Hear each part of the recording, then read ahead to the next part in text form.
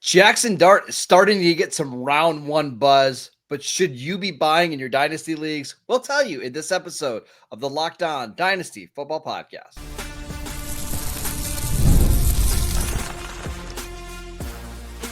You are Locked On Dynasty Football, part of the Locked On Podcast Network. Your team every day. Here are your hosts, Marcus Mosher and Kate Madjuk. Welcome back to the Locked On Dynasty Football Podcast, part of the Locked On Podcast Network, your team every day.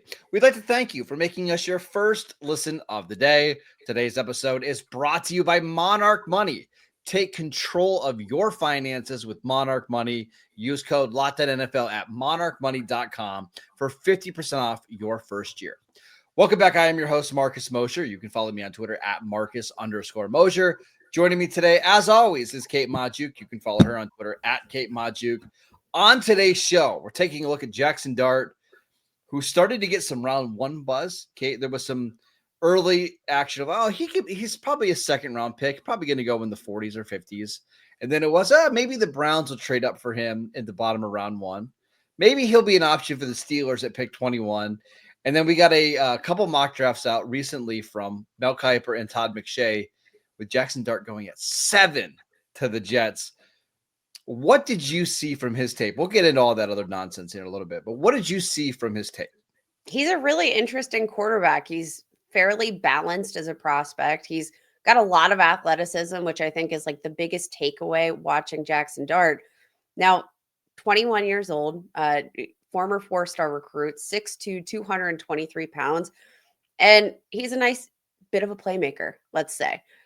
Former four-star recruit. And in general, I think his ability to extend plays is pretty fun to watch. But there are a lot of caveats with Jaxson Dart and the way he plays and the type of football that he played at Ole Miss that make you wonder, how is he going to project at the next level? I think that's my fear, is that this Ole Miss offense, let's just call it a Lane Kiffin offense, because Lane Kiffin's had a lot of these quarterbacks where he spreads out the receivers so much. And the offensive line splits are huge, and it just creates these massive throwing lanes. And just a lot of it just doesn't translate to the NFL, Kate. And I think this is what we saw with Matt Corral a couple of years ago coming out of Ole Miss. Like, yeah, you put up big numbers, but are you actually reading a defense? Are you actually having to throw with anticipation? I think he's a better prospect and just a better player than what Matt Corral is. But I'm always going to have some concerns about these quarterbacks coming out of the system. Like, how NFL ready are you?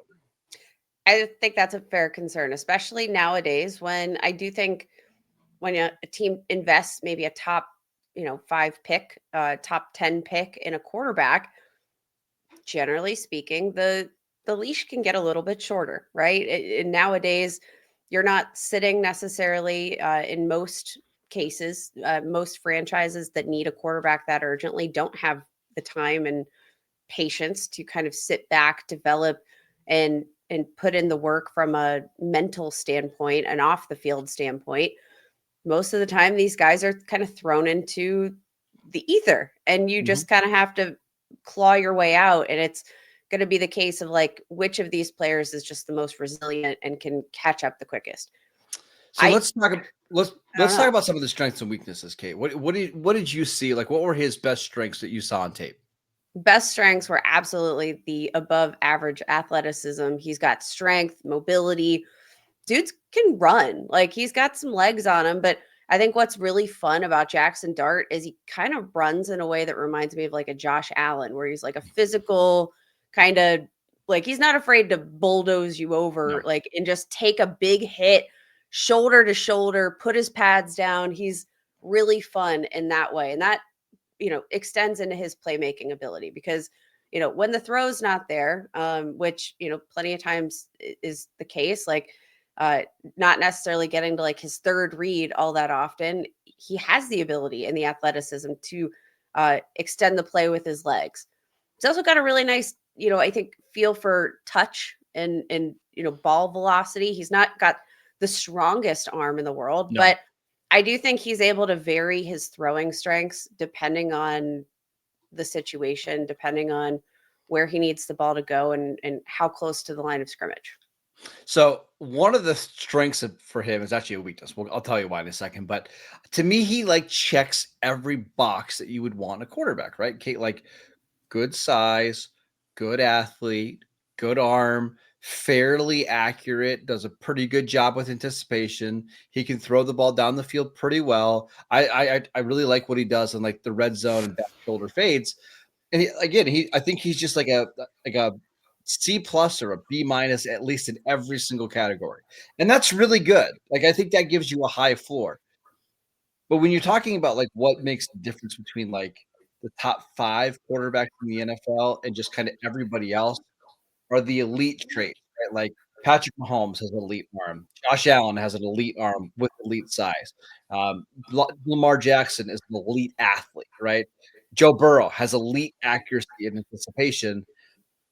I just don't see anything from Dart that is elite or could become elite either.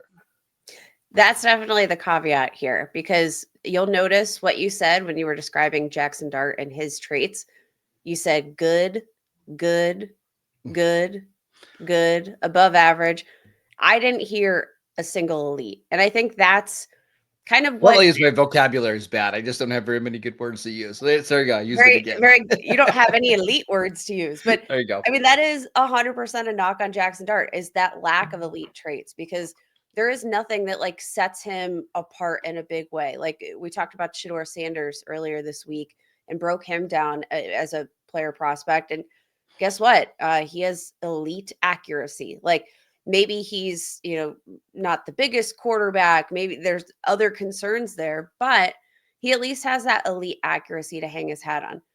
Jaxson Dart doesn't have that. And then when you add in the question marks about does he have the ability to read an NFL defense, which is a very fair question to ask, I think you're going to have more questions developing about Jaxson Dart, whether or not he's a first rounder. But my guess, Marcus, is that, when NFL teams are having Jaxson Dart in for these meetings, maybe they're going to be a little, clipboard heavy. Maybe they're going to be doing, reading the boards and doing some board work as opposed to, getting to know his character. Because I think that'll probably be a moment of gleaned insight for Jaxson Dart and what teams can expect at the next level. I liked him better than I thought I would like him, right? Because I remember watching him during the season, and again, I know Ole Miss's offense was really good, but I thought he underwhelmed me a little bit. So when I went and actually studied the tape, I thought it was pretty good. I think he throws the ball very natural. He's got a good enough arm. I think the athleticism is better than I thought. I thought he was going to be just a very average runner, and I actually think he's got some juice to his game. I just wonder, like, because the arm is average and because he takes maybe more sacks than you would like to see, and because the offense is so bland from like an NFL perspective, what's the upside here? I think the upside lies in the very legs that you just mentioned, the running. So Yeah. when I have these concerns about Jaxson Dart as a prospect, I actually think if you're looking at sort of the ability to maybe flash in the pan, maybe he's not going to have the longevity of an NFL quarterback. He's not got that kind of safe floor that we're going to project for Jaxson Dart. But I do think that when he's playing, he's probably going to return some fantasy value. Yeah. The only question is, how long does he play? Does he get the opportunity to start and maintain a role as a starting quarterback in the NFL? That's the question.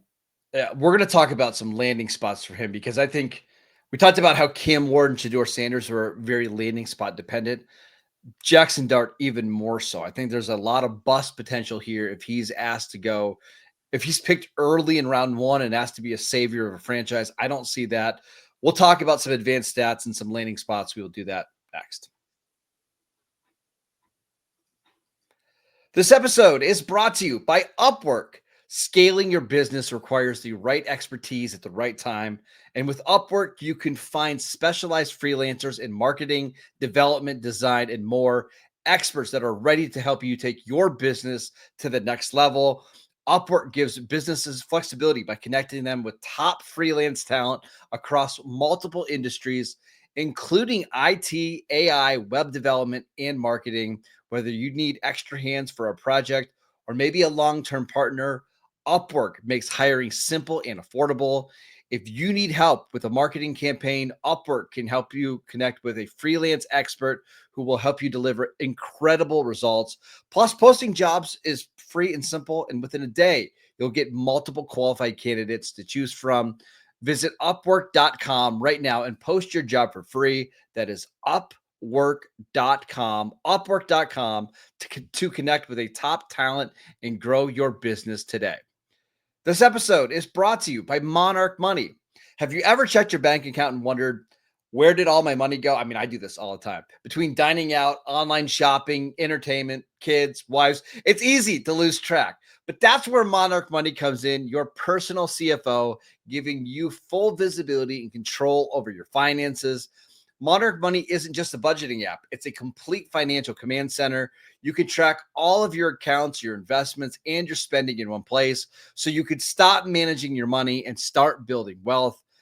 I just started using Monarch Money over the last couple months, and I've realized how much money that I was burning on football cards and coffee and delivery services. But now I'm budgeting smarter and saving more. Start taking control of your finances with Monarch Money. Use code LOCKEDONNFL at monarchmoney.com for 50% off your first year. That is monarchmoney.com, code LOCKEDONNFL for half off your first year. Welcome back to the Locked On Dynasty Football Podcast. We'd like to thank you for making us your first listen of the day. Kate, you always do a really good job with these analytics and making it simple, but how does Jaxson Dart here stack up compared to some of the other quarterbacks from an analytic perspective? I'm going to be honest, Marcus. If you were wondering about all of the concerns from Jaxson Dart and you have a certain level of healthy skepticism about Jaxson Dart's projection in the NFL, you're probably going to be pretty darn surprised by his advanced metrics here and the analytics. Per PFF, 2024 percentile grades, 89th percentile from a clean pocket. We know the clean pocket grade can be really predictive because it literally just tells us, okay, without the ambiance of pressure, which can obviously change a quarterback's ability to process and changes the speed at which they need to process. Like, plain and simple, when a quarterback is clean in the pocket, what is he doing with the football? And that is a really good indicator. First and second down throws, 94th percentile. No play action, 74th percentile. Throws at or beyond the sticks, 89th percentile. Third or fourth down, which Marcus, we know that's the money down, 81st percentile PFF grade. The most lacking aspect is the sack rate, 39th percentile sack rate. Not great, but it is better than Shedeur Sanders. So I will say that. So the sack rate's the one that's concerning, right? If you're a average quarterback, you can't be taking a lot of sacks. It's how your team gets behind. But the rest of those numbers are really good. Now the hard part of it is how much is that because of Jaxson Dart and how much is that because of Lane Kiffin on the offense? If you go back and look at like Matt Corral's stable metrics, unfortunately, they look very similar. One of the numbers that I always talk about, we talked about with Shedeur Sanders, who averaged 11 yards per attempt on third down, is how well do you perform on that down? And for Dart, it's not very good. He 7.8 yards per attempt, which is below average for what you want in a starting quarterback coming into the NFL. 5 touchdowns and 3 interceptions and 10 sacks. Not great. Again, that's not bad for a college quarterback, but if you're expecting someone to be a franchise-changing quarterback in the NFL, you would like to see the numbers be better there. Now, to his credit, absolutely crushed it on first and second downs at Ole Miss. So they didn't get into very many third down situations. Only 77 passes on third or fourth down this year. But those numbers are not great. And when you get into the NFL, you're going to be in third down a lot, unfortunately. That's just the way it is. How do you handle that money down? I think that's to be determined here with Jaxson Dart. TBD for sure. And again, the advanced metrics, considering all the concerns, right? I do think most of them paint a pretty nice profile. But as you mentioned, there are going to be concerns because, if we're using Matt Corral as the projection Yeah. for Jaxson Dart, that hasn't panned out so well. So, No. how do you take, the helmet scouting of it all out of it? I don't think it's necessarily helmet scouting, but I do think that the offensive system can just mask a lot of inadequacies and boost your overall floor. If that's the case here for Ole Miss, then we're probably gonna have a rude awakening at the next level. Yeah, I'd hate helmet scouting because if you were helmet scouting, you wouldn't have drafted CJ Stroud because you were worried about the quarterbacks that came before Stroud. Mhm. But the system does matter, right? Like we saw CJ Stroud play in a completely different system than what we saw like Dwayne Haskins and Justin Fields and some of these other quarterbacks, right? So my issue is not the Ole Miss helmet and uniform, right? It's that the Lane Kiffin offense is just so favorable to quarterbacks. It's not all that dissimilar, Kate, from the Tennessee quarterbacks. Remember Hendon Hooker a couple years ago, where it's Mhm. hard to evaluate him because every throw was so wide open, and these wide receivers just get these massive runways to run routes. I just really worry about how long it might take Jaxson Dart to read an NFL defense, which leads me to the landing spot, because I do think there is a scenario, Kate, where he is very successful in the NFL. Where would you like to see him land where he could be best optimized? I'd like him to go to a quarterback friendly offense. Now this this is kind of like a pipe dream. Um, but I would love to see him go to an offense like a Kyle Shanahan offense Yeah. where Yes. uh obviously they've got their guy in Brock Purdy, but I don't know if they want to pay him. Jaxson Dart could be on the board there at 11. If you really want to swing for the No, they're fences here, not doing that. No. oh, come on. Have some fun. But like an offense like that is very systematic, that can, raise the floor for a quarterback because you know exactly what's expected, right? You have to throw with anticipation. You know where to throw with anticipation. Like that's the kind of system I would like to see Jaxson Dart go to. I've got two. And unfortunately, both of these teams are like, I'm looking more in the second round, right? The first one is the Saints, not at pick 9. 9 is way too high for Jaxson Dart, in my opinion, but at pick 40.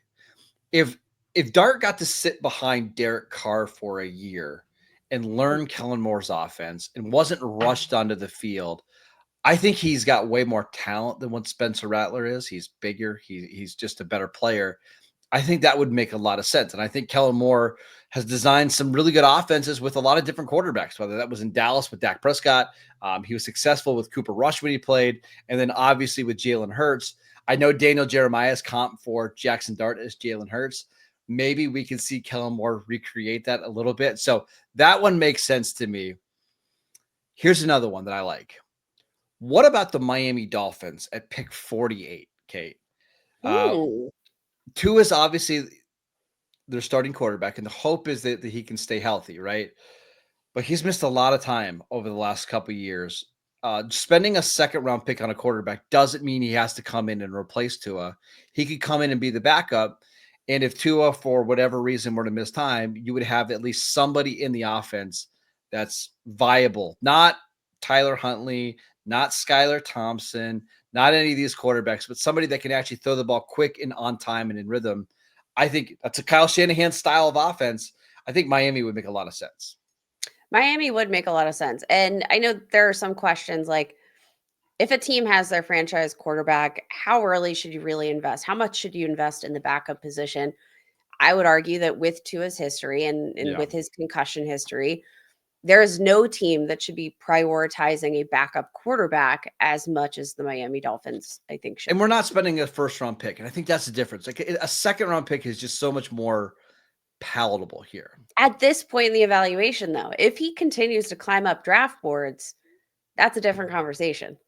I don't think Miami drafts at 13. Too That's early. still too early because you are relying on Tua. You did pay Tua, but again, pick 48, you get in that spot.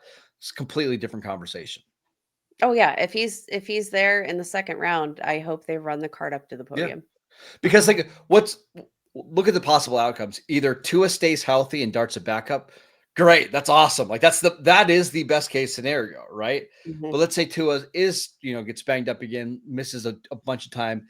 At least you have somebody now that has some traits that can give you something to develop as you wait for Tua to return to the field. My concern is, Kate, that he's going to end up somewhere like the Jets at 7 or going to the Steelers at 21.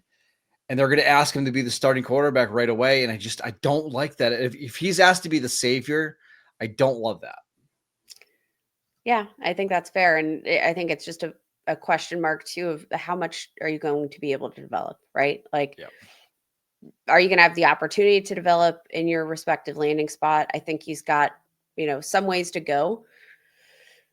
Time will tell. Yeah. All right. Let's talk about his current dynasty value and some player comps for Jaxson Dart. We will get to that next. The NCAA tournament is here, and so is the Bracket Breakdown. Locked On Podcast Network and Amazon Fire TV channels are teaming up to deliver NCAA tournament coverage like never before. Watch studio shows featuring former players and Locked On's local experts as they guide you through every upset, buzzer beater, and bracket matchup. Stream it all for free on Amazon Fire TV channel. Search Bracket Breakdown to see it all for free. It's your team every day.